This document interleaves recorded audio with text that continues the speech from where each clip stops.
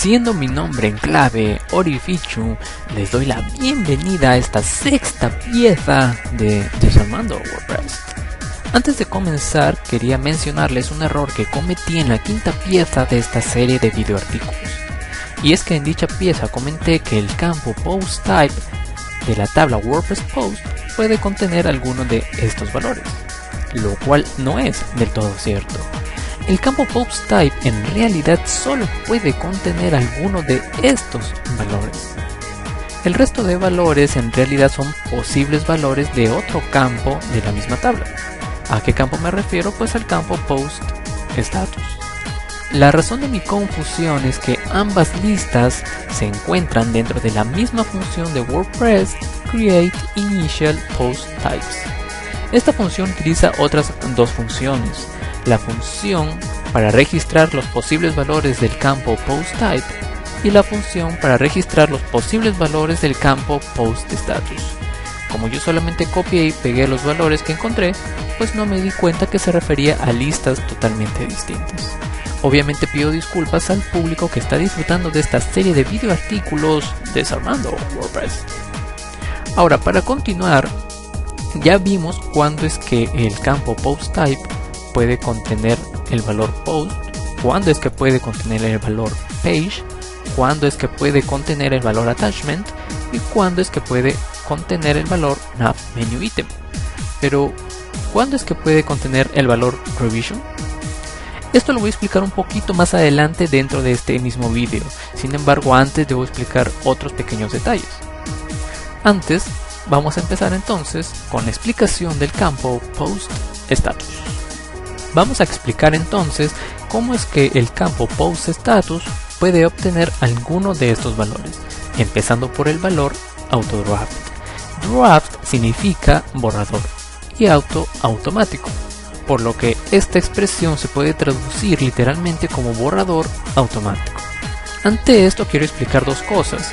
Punto número 1, que WordPress considera como draft o como borrador a cualquier artículo que está dentro de la base de datos, pero que aún no se puede ver en el website que está utilizando WordPress, es decir, aún no ha sido publicado. Y punto número 2, que WordPress considera como auto o como automático a cualquier artículo que ya está dentro de la base de datos, pero en el cual el usuario no ha intervenido de ninguna manera. Es decir, a cualquier artículo que no contiene ni título, ni contenido, ni siquiera ni ningún otro valor especificado por el usuario. Entonces, ¿cuándo es que el campo PostStatus puede contener el valor AutoDraft? Pues esto sucede normalmente en una sola ocasión. Cuando ustedes se van a añadir una nueva entrada, ingresan a la zona para editar el artículo que quieren añadir. Si nosotros no editamos ni el título, ni el contenido, ni ningún otro valor relativo a este artículo, bastará unos cuantos segundos para que WordPress lo almacene dentro de la base de datos con el valor AutoDraft. Entonces, si vamos a la base de datos y hacemos un clic en actualizar, veremos cómo es que WordPress ya añadió una nueva fila a la tabla WordPress Posts con el PostStatus AutoDraft. Bastante simple, ¿verdad? ¿Qué tal si empezamos ahora a editar algunos de los valores de este artículo nuevo que acabamos de agregar? Si nosotros editamos su título o su contenido, automáticamente este artículo pasará de ser un artículo automático a un artículo, podría decirse así, manual, porque el usuario, en este caso yo, ya modifiqué algunos de los valores iniciales de este artículo.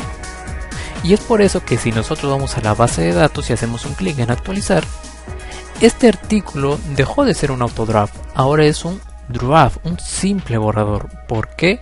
Porque yo como usuario ya modifiqué este artículo. Antes de continuar, quisiera añadir un pequeño detalle a la explicación. Y es que si bien es cierto que el nuevo artículo que estamos editando ya está almacenado dentro de la base de datos, podría decirse que ha sido un almacenamiento no oficial. ¿Por qué? Porque hasta ahora nosotros no hemos hecho clic ni en guardar borrador ni en publicar para almacenar la información de este artículo. Hasta ahora todo el almacenamiento lo ha hecho WordPress por sí mismo.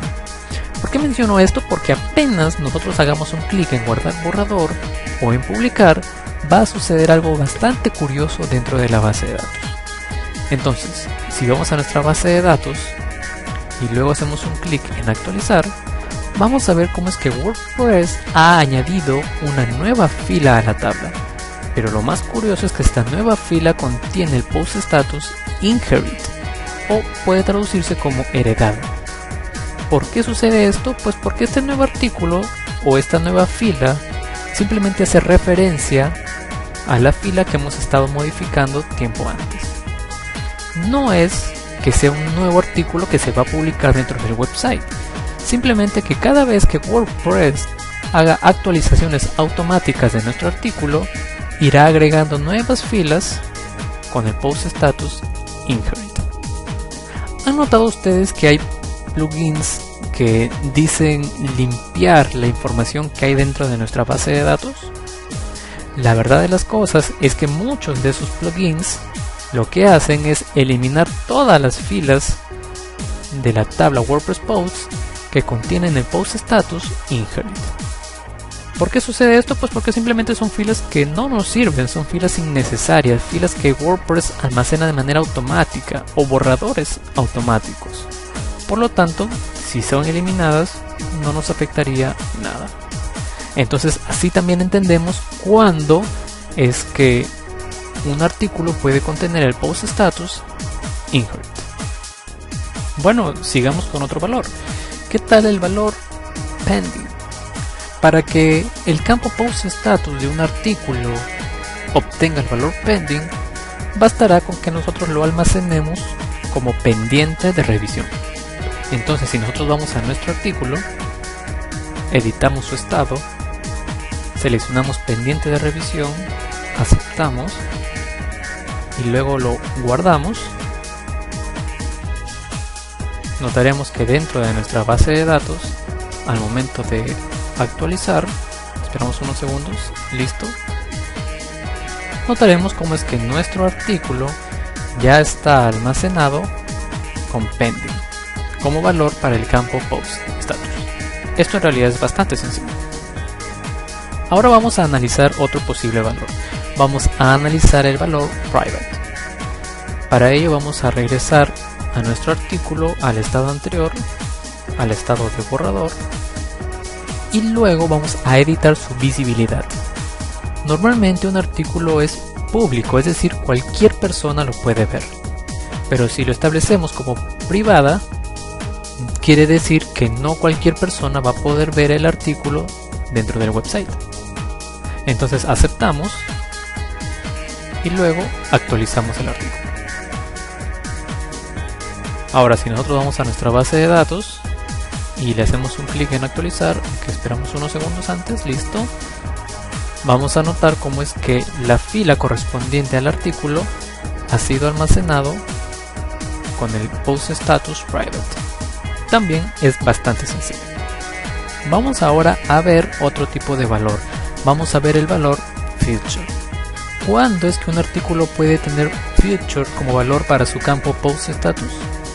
Pues vamos a nuestro artículo, vamos primero a editar su visibilidad, otra vez a público, y luego vamos a editar su fecha de publicación. La fecha de publicación es la fecha en la cual nosotros queremos que sea visible nuestro artículo dentro de nuestro website. Si yo elijo una fecha futura, por ejemplo diciembre 31 del 2011, quiere decir que no es hasta esta fecha que nuestro artículo va a estar visible para el público en general. Entonces aceptamos y programamos que nuestro artículo sea visible en esa fecha. Una vez se han almacenado los cambios, si vamos a nuestra base de datos y hacemos un clic en actualizar, notaremos cómo es que el campo post status de nuestro artículo ha cambiado de private a feature, porque nuestro artículo va a ser visible en el futuro. A su vez, se están dando cuenta cómo es que WordPress está creando muchas filas con el post status inherit. Es por eso, como ya les mencioné, que hay plugins que eliminan estas filas porque terminan resultando innecesarias. Para analizar el siguiente valor, vamos a ir a la edición de nuestro artículo y vamos a regresar su programación a la fecha del día de hoy. Ahora, ¿han notado ustedes que hasta ahora para almacenar la información de este artículo no le he dado clic al botón publicar? La razón es porque apenas yo le dé clic al botón publicar, este artículo va a ser visible dentro de nuestro website y por lo tanto también va a cambiar su post status a publish. Entonces, si vamos a nuestra base de datos y hacemos un clic en actualizar, notaremos cómo es que ha cambiado de future a publish el valor del campo post status.